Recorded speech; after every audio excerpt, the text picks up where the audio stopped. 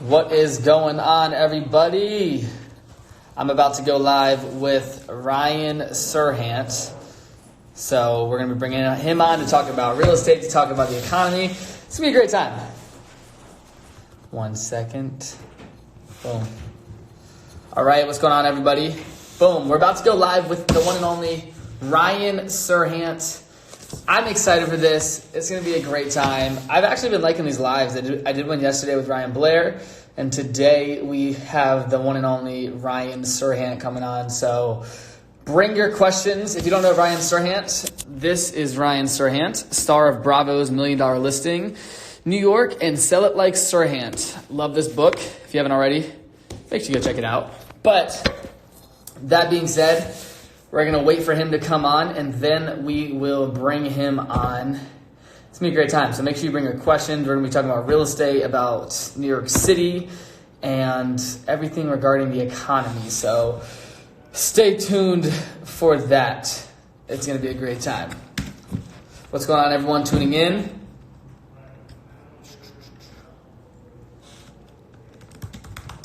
Boom. What's going on, Cody? Chino, what up, what up? For everyone tuning in, we are bringing on Ryan Serhant right now for a conversation about coronavirus and real estate, the economy, and yeah, it's going to be a great time. Perfect. Yep, pumped for this interview. It's going to be a great time. We're just going to keep it an open conversation, talk for about 30 minutes. So make sure you share this live stream and invite your friends to come on, because it's going to be a great talk, great conversation, and I'm excited for it.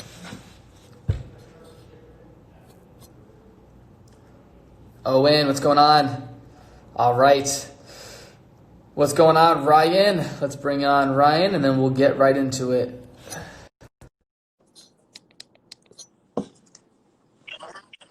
Hey. What's up? My man, Ryan. How you doing? Oh, just quarantining as best I possibly can. Yes, I agree. Well, I appreciate you taking the time today. Of course, man. What's going on? Where are you right now? I am in my office here at our apartment building. We have a little spot that's connected to our apartment, so we get to stay in, the vicinity. Sweet.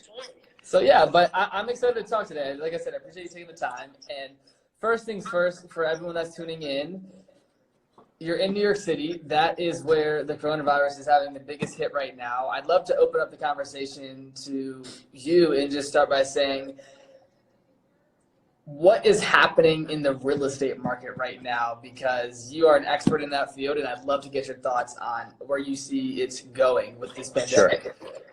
Well, I'm not in New York right now.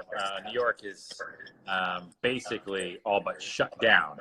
And so we escaped a little bit ago to New Hampshire. My parents have a vacation place up here. So we escaped here. And so I'm at my little desk here. That's my gym.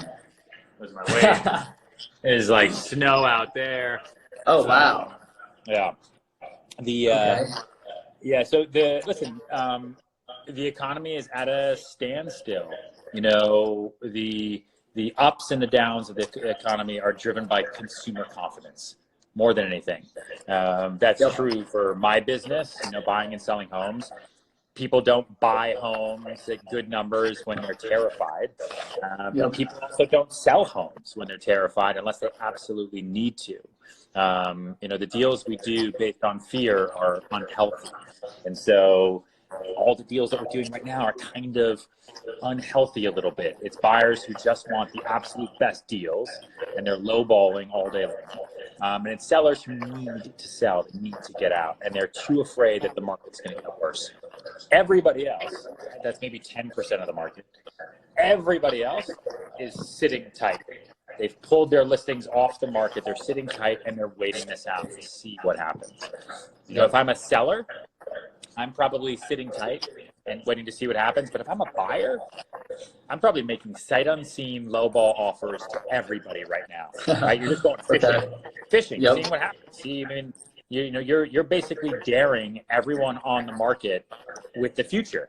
Like, hey, here's my offer. I'll buy it now. I understand where we are. I understand I can't even move in next week if I wanted to, because you're not allowed to.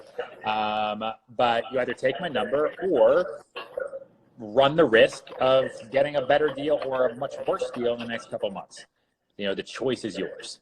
So, Yep. Yeah. I'm curious. I've been seeing a lot on just different articles where, April 1st coming around tomorrow, people paying rent. What's your thoughts on that whole situation?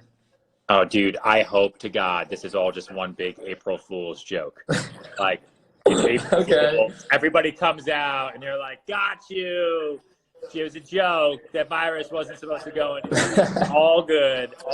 Yeah. It's just the flu. Everything's fine. Unfortunately, that's not going to happen.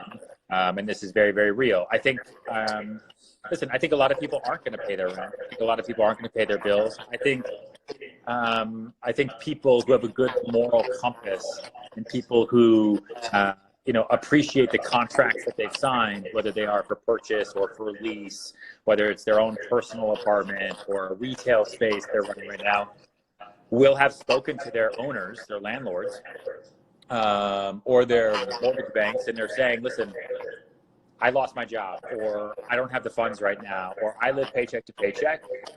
I can't pay my rent this month, but here's what I can do. I've seen a lot of stories recently about people saying they can't pay their rent, but like they're calling their landlord and saying, I'm willing to shovel for you. Like, what's it going to take? Yeah. Like, you got to have humility, you got to be humble, and you got to be willing to do anything at these times, because you got to remember, landlords and the people you're paying your bills to, they have bills to pay too. And so it's a trickle down. If you don't pay your rent, your landlord then can't pay his mortgage. And then if the mortgage doesn't get paid, then the bank fails. And then that fucks everybody. Yeah. Right? So it's like, it's a massive, that's why things are so in limbo right now, because we're going to see what's going to happen. I think April's going to be really hard. I think it's going to slowly start to get better in May. I think June, we're going to be kind of like, okay, that was crazy. Is everything okay, though? People are going to go into the summer, and then we're going to come back in September and rip for 10 years. Got it. So you don't think this will lead to an ongoing recession? No, because there's listen, and you see it in the stock market. Like, it's the 2008 recession was a massive sell-off that took a year, right? It was slow boat for a year with some big drops like Bear Stearns, Lehman Brothers, right? All the things that the government did when they came in to start helping. Right now, it's, are we all going to die? Sell everything. Oh, wait, we're not going to die. Buy. Oh, wait a minute. Things are not okay. Shit, sell everything, but don't sell it all. So it's kind of like all over the place. And that's not recession. That's just consumer confidence that's been totally rocked. Market volatility. The market was great in January and February. There's no underlying financial stress anywhere. Unemployment was at its lowest in history. Yes, unemployment's high now, but that's because the government said don't go to work. Yeah. Like, what do you think's going to happen? It's not. These aren't systematic issues, right? These are temporary issues. Got it. No, that's good insight. And I want to ask too, someone asked me before we went live, it was, what's your thoughts on the Airbnb market, on how that will be affected long term in terms of like human behavior of, being careful where you're going and social distancing? Do you think Airbnb will be hit hard from this long term? Oh, for sure. Airbnb, all short-term stays are going to be hit hard. I don't think long term. At the end of the day, like, people still want to travel. They still want to go to hotels. I think it'll change the way the rules are done. I think the disinfectant, regulations for hotels and for short-term stays are going to be real. I mean, listen, like, how old are you? 19. Yeah. So, 9/11, okay? Yep. Which you don't remember, right? Before 9/11, I remember in the 90s, my parents taking me to the airport when I was flying by myself, and they'd walk me right up to the gate. And that was normal. You know, my dad would even like sometimes come on the plane with me because I was a minor, get me in, and then walk off the plane. Like, that's just normal. 9/11 happened and all of that changed. Now, like for you, right, you're 19, you don't remember 9/11, you weren't here. So like, you know that there's TSA, right? Like your parents can't walk to the gate. Like if you need a ticket to go through security, and that's normal, right? It's not weird. It's just normal. That's what it, like, you get searched when you go through, like, that's normal. I think the same thing is going to happen to all of our temporary stay and temporary work businesses. Like, no one's ever going to go into someone else's apartment and just jump in bed anymore. Like, you're never going to go into a hotel anymore and like be like, okay, are these pillows okay? People are going to, unfortunately, viruses are here to stick around for good, and they're the biggest threat to, to humanity. And we're going to have to be okay going forward with, you know, Purell everywhere, disinfectant wipes everywhere. Like I've even gone to the grocery store. There you go, man. Let's go. Like I even went to, you know, I've been going to the grocery store obviously to pick up some food and stuff. And I, you know, anytime I went to the grocery store before, I get one of the carts, just grab it, go and get stuff. And now, like, you don't touch the cart until you wipe it off. And that's pretty soon, that's going to be normal. And we're not even going to think about it, right? I think even too in the United States, you're slowly not going to start, you're not even going to think about people wearing masks. You're just going to see it. Even long after this is done, 3 years from now, people are going to be wearing masks. And you're going to be like, oh, yeah, smart guy. That makes sense. I'm curious, how have you changed your behavior and how are you utilizing this time with the quarantine and everything being shut down, and what do you recommend for people to do with this new, you know, time that they have on their hands to build new habits or to change their daily routine? Just drink a lot. You know, drink a lot of wine. You know, pick up bad habits if you can and kick them later. No, I will be honest. I've been drinking some wine and coffee. Two things I never drink. The minute this is all over, I will stop drinking. Got it. You know, I've been staying as disciplined and productive as I possibly can. I wake up at the same time. I work out at the same time, even though my workouts are very different. I'm like running around a lake, freezing my ass off by myself in the dark, versus going to like a cool hip gym with thumping rap music in the background. You know, I work out on this little mat, you know, and that's just my life now. This is my desk, like I showed you. Like, this is what I do. But I'm on calls. All my meetings are still happening. They're just calls. The only thing I'm not doing is showing apartments. But all that time that I have saved, I'm putting into my future business, right? Like future me. When we come out of this, I want to be so fucking ready that everybody else is like, oh, okay, great. It may take a week or two to get back to normal. I want to be 10 miles down the road, you know, with my team and I. And that's what we're working on every single day. So we've been staying super busy. Got it.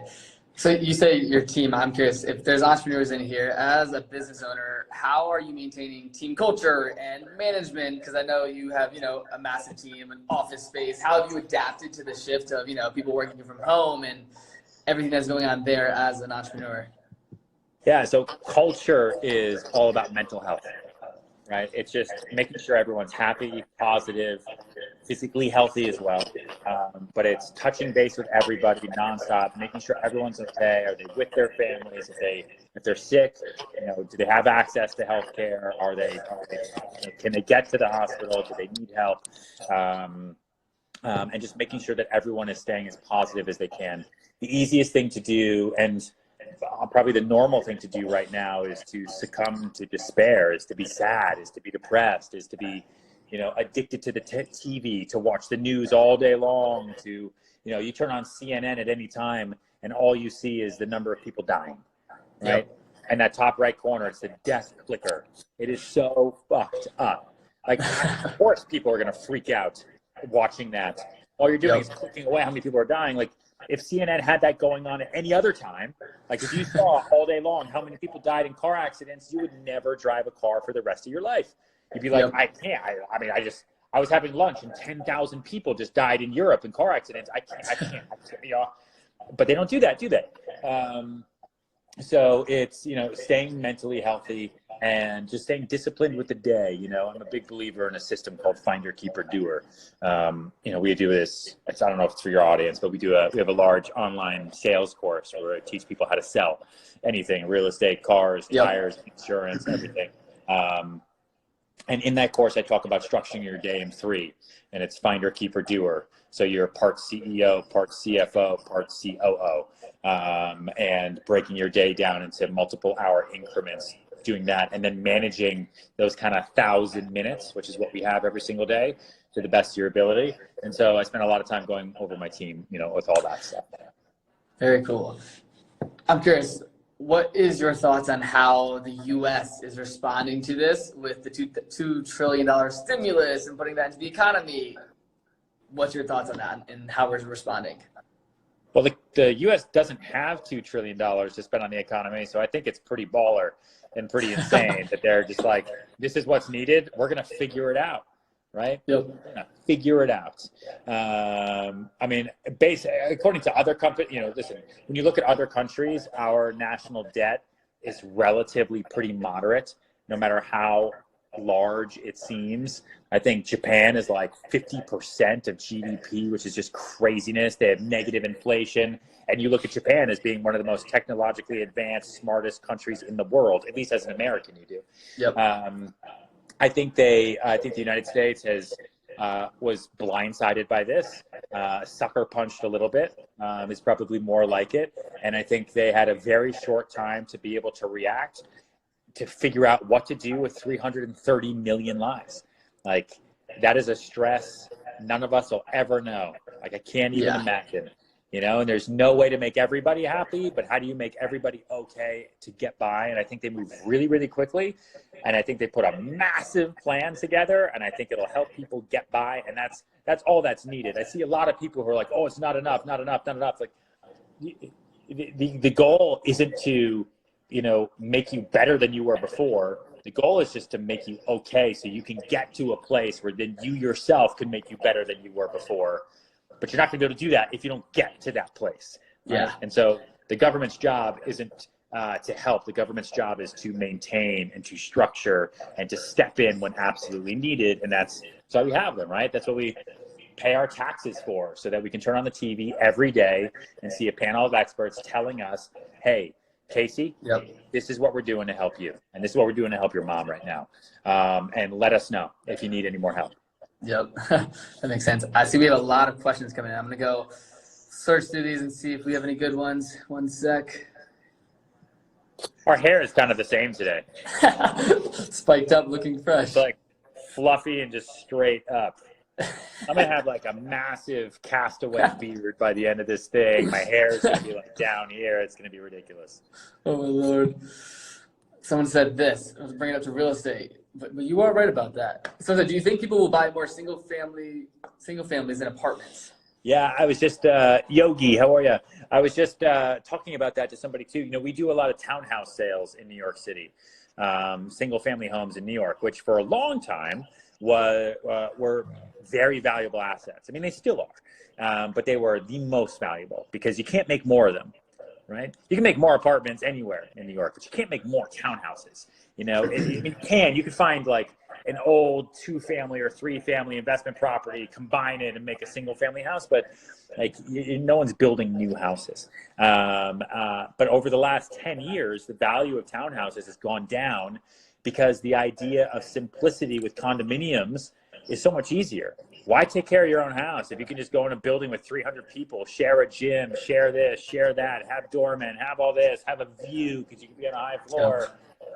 And I really think that this is going to start to put more emphasis back on owning single family homes, right? Like you can be the master and commander of your own domain in your own home. You can self-quarantine without having to see anybody, without having anybody touch anything. Like in a condo, you got to, or like even just to take your trash out, you've got to touch a lot of walls and doorknobs and things that other people are touching. So you got to put gloves on right now to leave your condo apartment, to go outside, to do anything. In your own house, you don't have to do that till you go outside. But yeah, I think we're going to see a lot of interest in single family homes going forward. Got it. Very interesting. Let's see. We got a bunch of questions coming in. Someone said, Okay, I know you already answered this, but for people that are coming in again, Jacqueline says, how do you think COVID-19 is affecting the housing market? I think COVID-19 has put is a traffic jam on the housing market. I think that's the best analogy that I have. I think if you've ever been in traffic on a highway where you're just at a total standstill and your GPS is telling you that there's an accident up ahead, but you can't see it, right? You know it's there because your phone told you so, and it looks really bad because, man, this traffic is really bad, and a lot of people are making it a little traffic symbol, and you're slowly inching towards it. You know it's up there ahead of time, but you don't know when it's going to be over. You don't know when you're going to get to it. So it's really annoying. It's really frustrating, but also thank God you're not in an accident. So like you're also, gratitude, hello. Eventually we're going to get to that accident and we're going to be real slow. We're going to see it. It's going to look really, really bad. We're going to be really upset that that even happened. We're going to be really thankful that it wasn't us. And then everyone in the housing market, and I think the whole world is going to do exactly what you do every time you drive by an accident. You're in traffic. Interesting. Slow down, you look at it, and then you look ahead, all of a sudden no traffic, and you fucking floor it, right? Because now you're trying to make up your lost time. And that's what's going to happen. That's the V-shaped recovery that people are talking about. At the minute this is done, and it just becomes the flu, and it becomes this normal thing, and people go back to work, everyone's going to be like, slow-mo, slow-mo, slow-mo. Wow, that was really, really bad, really bad. Clear road, let's fucking go! Like, that's what's going to happen. Yeah. Okay. All right, we got another good question. Let's see. We'll do a couple more. Oh, I totally flipped the camera. All right. Let's see. Jacqueline, again, what are you doing to optimize your career during this time? Jacqueline, good old Jacqueline.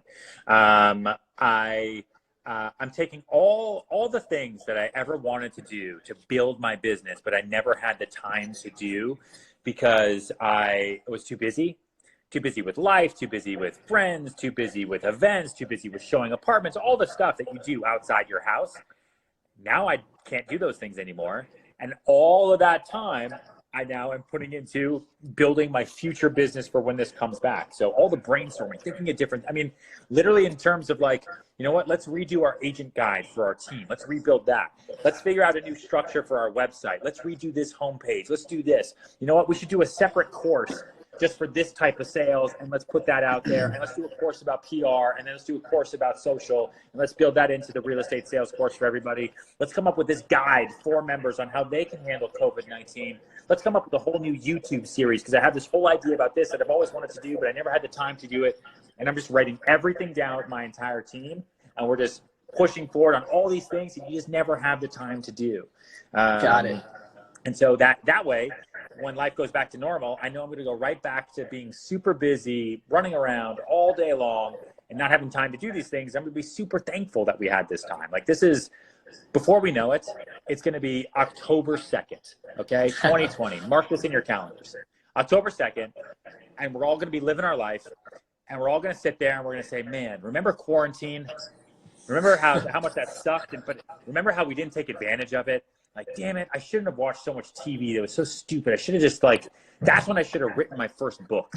That's when I should have picked up the guitar again. Like, that's when I should have figured out what my new company's mission statement was, because I had all that time. And now I got to go pick up the kids from daycare. And now I got to do this. I got to do that. I got to do these things. Like, you don't have to do any of that stuff right now. You have pure bonus time mandated by the fucking government to focus on you and to focus on building your career. And if you don't take advantage of it, then shame on you. Like, literally, Absolutely. You can't do anything else. So, get off the couch. Let's go. Yep. Crazy. Love it. We'll do 2 more quick ones. So my brother, actually, good question. He's starting his real estate career. He says, I'm starting my real estate career soon. Do you think this is the right time to get into the industry? So he's getting into the industry as a broker. Yes. I got into the business the day Lehman Brothers filed for bankruptcy. And it was the absolute worst time, but it was the absolute best time. The market was so hard, so tough. Sorry, but it was so hard and so tough for everybody, right? So I wasn't the only one. And so that way I got to get into the business at the beginning when everything was really hard, and I slowly got to rise with everybody else. Versus getting into the business 5 years ago when the market's ripping and you're getting in, Yep. you don't know what to do and you're not getting any deals done. And then you feel bad and you feel like, shit, I suck at this. And then you quit. Like, that's what happens. Now, Yep. like, you're getting at the bottom, right? You're getting at the bottom of this 10-year little correction that we're having right now. And you're going to ride this wave all the way back up with everybody else. That's pretty awesome. Got it. Good stuff. All right. We got a lot of questions coming in. I know I want to be respectful of time. All right. Yeah, I think I got time for one more. All right, cool. We will do, I'll make sure I pick a good one.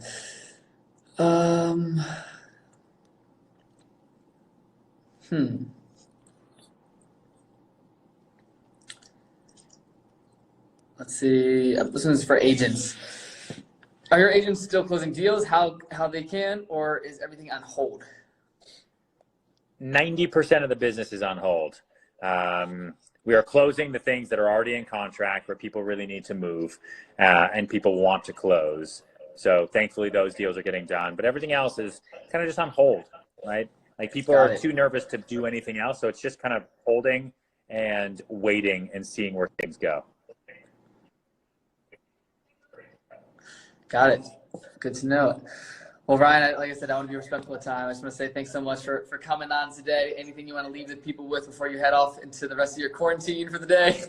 No, I don't think so, man. Thanks for having me on and hanging out. You know, you can have all your people follow me everywhere. Absolutely. But I would say too, listen, spend this time. Yeah, there you go. Let's go. Spend this time. Yeah. Spend this time learning, right? If all else fails, you want to build your career and you don't know what to do, you want to build yourself, you don't know what to do, learn.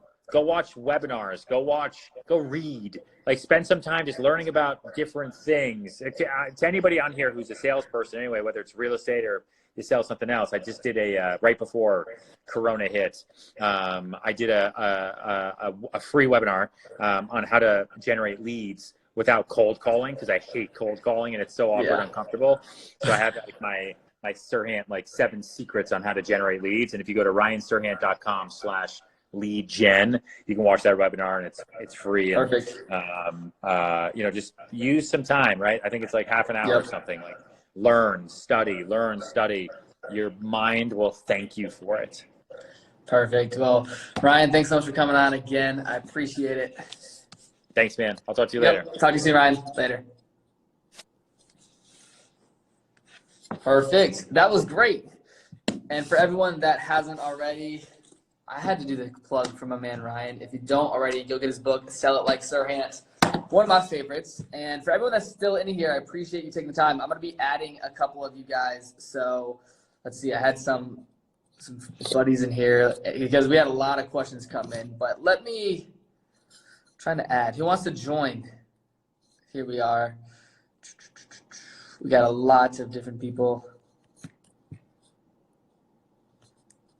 Where's everyone coming from? Let me know. What up? Oh, my man Mason Litz. What up, brother? All right. Mason, we'll add you real quick. Say what's up.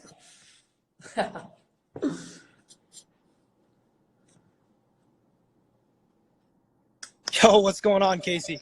Hey, brother, I just wanted to add you in real quick. Say what's up. How you doing? Dude, I'm in Costco right now, and it's dead. Okay.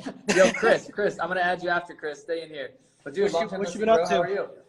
Not too much. What are you up to right now?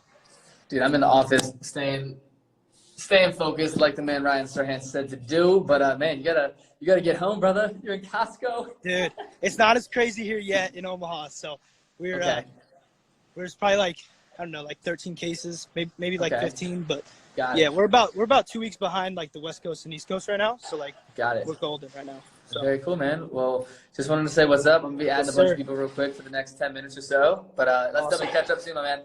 Absolutely. Talk to you soon. We'll see you. Peace. Chris Euler, are you still in here? Jacqueline, what's up? Mom, my mom's in here. What's up, Mom? All right. Let's see if my man Chris is in here. He's actually another individual in the real estate market, so we'll try to add him and get some more information. All right. I think Chris might have left. All right. Who wants to go live?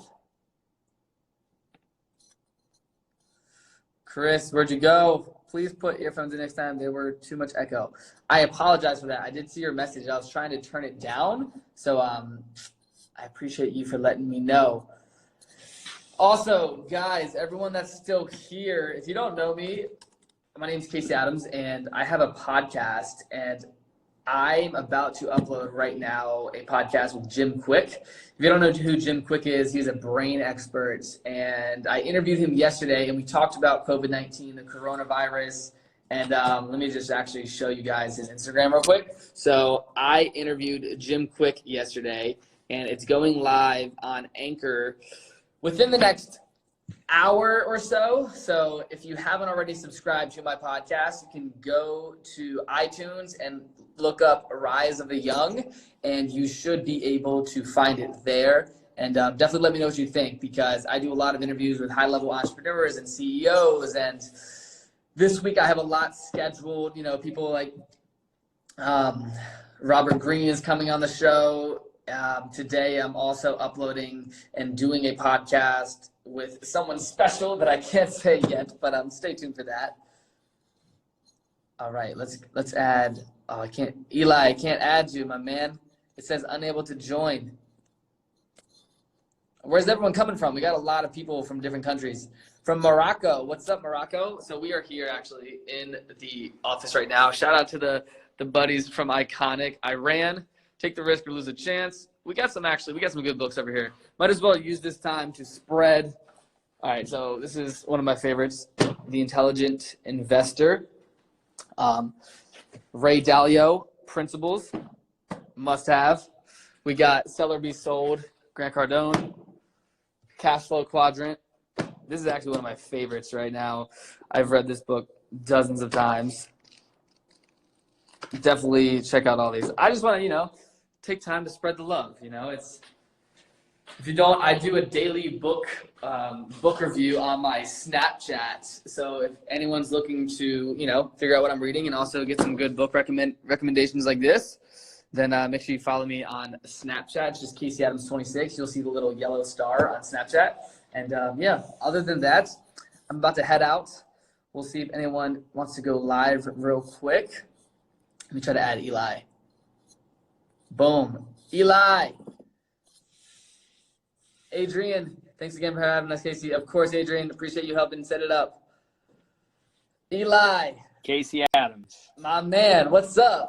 Oh, brother, man, it is an honor to hear your voice. Your energy is always through the roof, baby. I appreciate it, brother. Yo, real quick, you made a big move. You're out in the West Coast now, right? Yeah, I'm in Phoenix, or Scottsdale. Yeah, right. Mom, I'll add you next. All right. Hold on, Mom. We love you. We love you. You're good. Yo, so, us being young generational guys, I think this is like one of our first big pandemics that are taking place. 2008, we were too young to kind of remember that.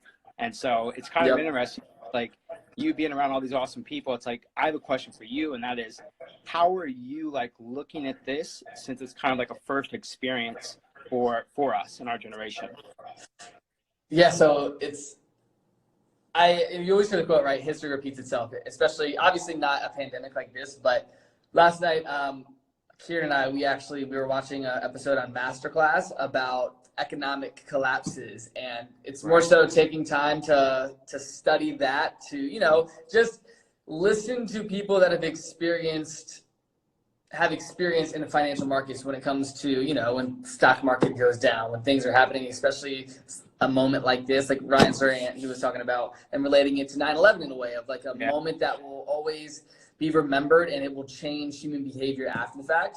So I've been, listening to a lot of podcasts like I always do, but here's what I've noticed too. Everyone's talking about this exact moment, right? So I think you can learn a lot, and I'm learning a lot just through listening to others and how they're handling it, and more so just being aware for the situation, and just letting it fall into place as is, because at the end of the day, all I can do is get my Clorox wipes, get my hand sanitizer, and stay safe.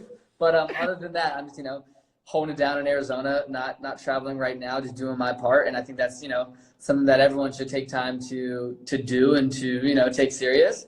But other than that, it's more so just taking it day by day. You know, like Kieran and I, we just did a trip to Hawaii, Australia, and Bali because we spoke at an event, and that was early February. So just to think about how much the U.S. especially has shifted and had changed since then, it's more so just being like, wow, I'm grateful that I, traveled and went out and traveled as much as I have the last, 6 months, just because now it's halted all of that. So I'm just truly grateful for, past experiences to the point where I think everyone should use this time to maximize new habits. Like I got my gallon of water a day for the last 2 weeks. I've been doing 250 push-ups a day, and I think everyone should just utilize this time to maximize what they've been putting off, I love that, man. That's amazing. Yeah, it's almost like I feel like there's a big difference between being active and proactive, right? And I feel like this was a calling for us to be proactive, but not necessarily be as much active. Kind of take a step back and really see things and think about things. This way we can be proactive. It's like Ryan said. He's like, as soon as the gates are clear, I'm off and running back in the active state. Totally. That was an awesome live earlier with Ryan as well. Hey, absolutely, man. I appreciate it. I definitely learned a lot from that.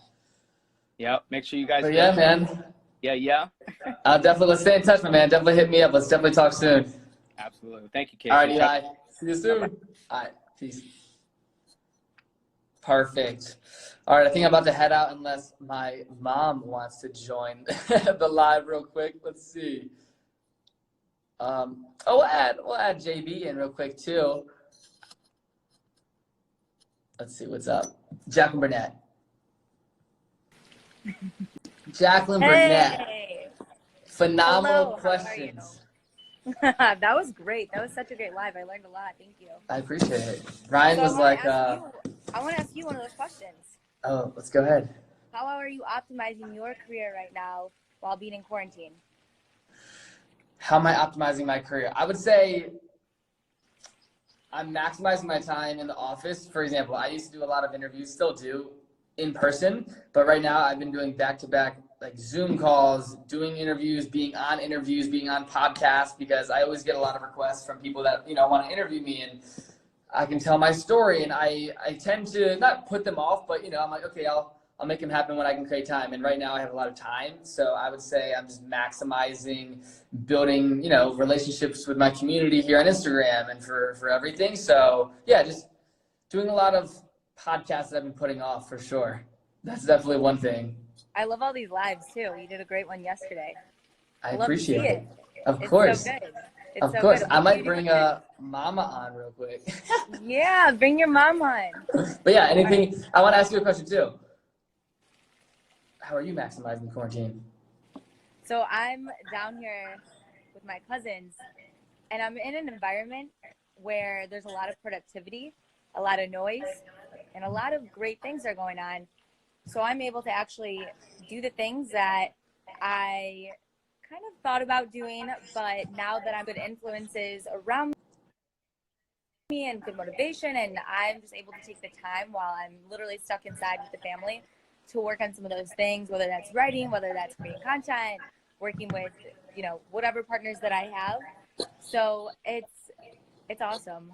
I'm super grateful. It's a good time. It's a very awesome experience. I'm making the most of it. Yeah. So go say what up to your mama. Will do. All right, Jacqueline. Bye for now.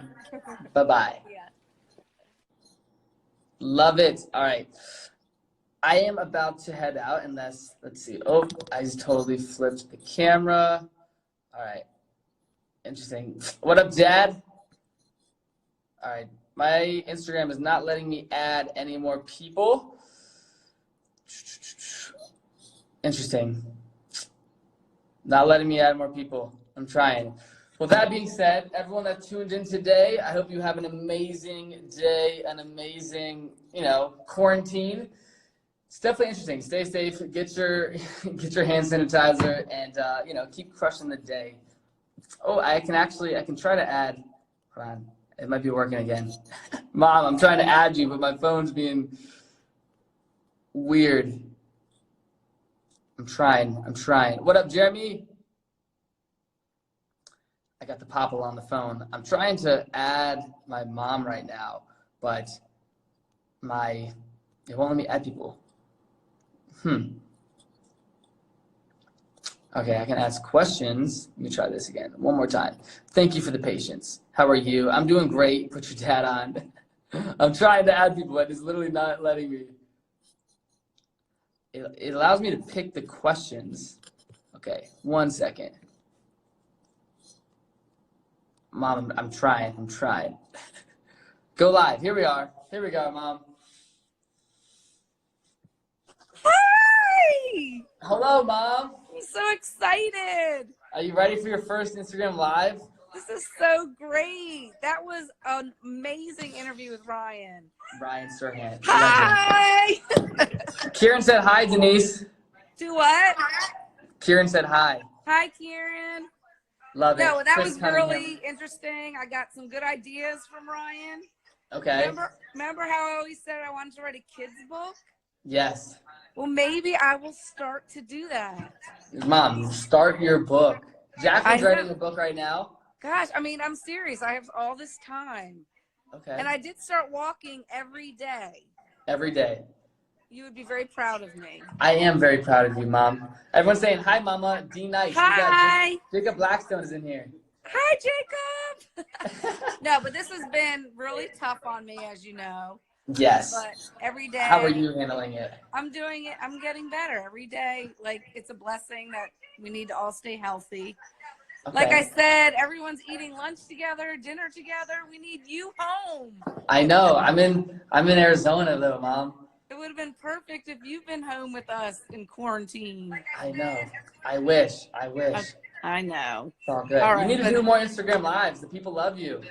They do? Hi, everybody.